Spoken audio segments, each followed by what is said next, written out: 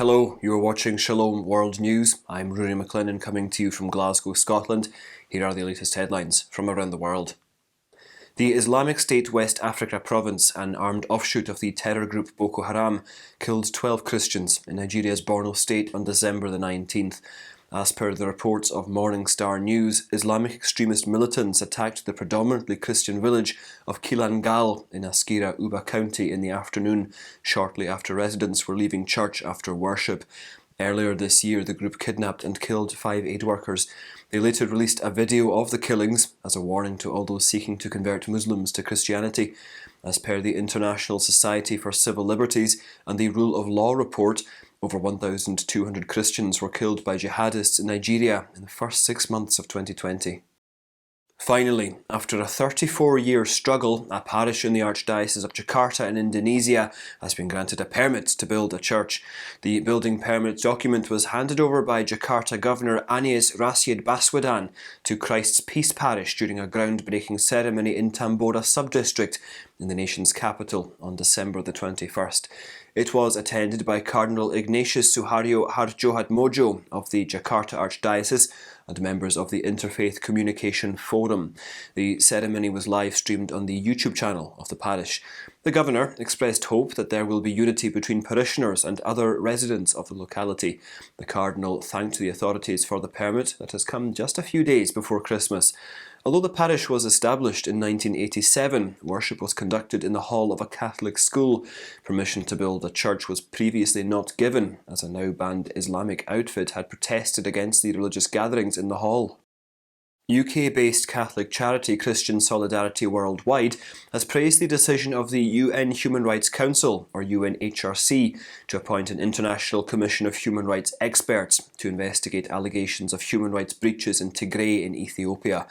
After a senior UN official said there were violations on both sides and massive arrests during a government crackdown, the UNHRC resolved to initiate an independent investigation.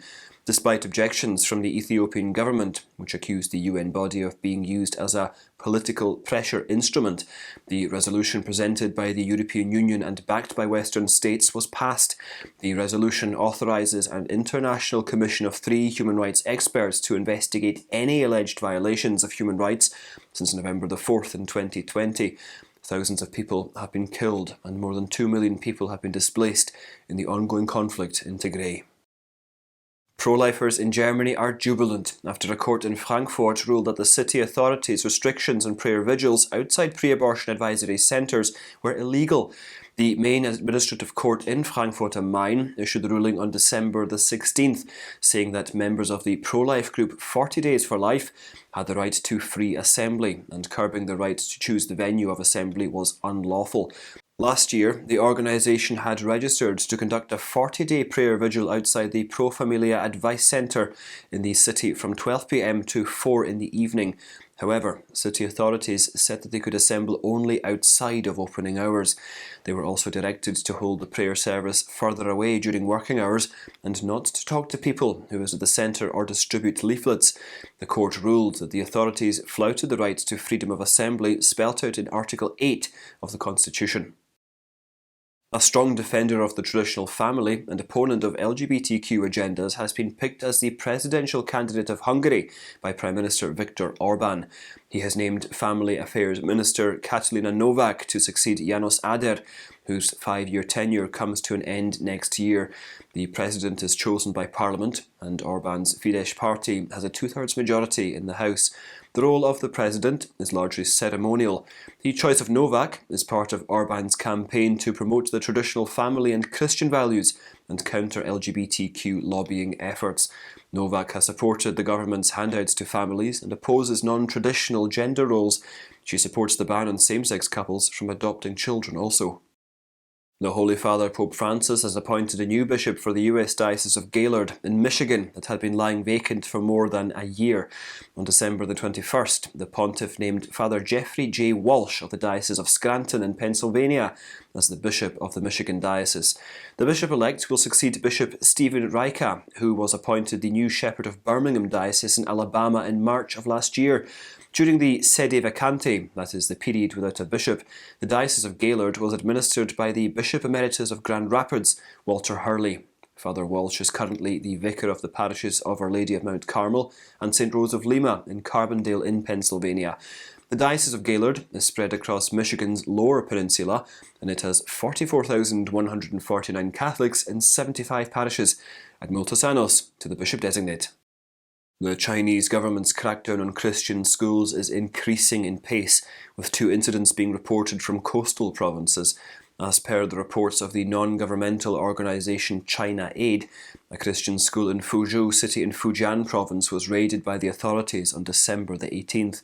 In a prayer request sent the following day, school authorities said that the school located in a fishing village was reported to the government as a cult. While the faculty and students were present, more than 50 police officers raided the school and confiscated all books and equipment. While the students were sent home, the teachers were questioned.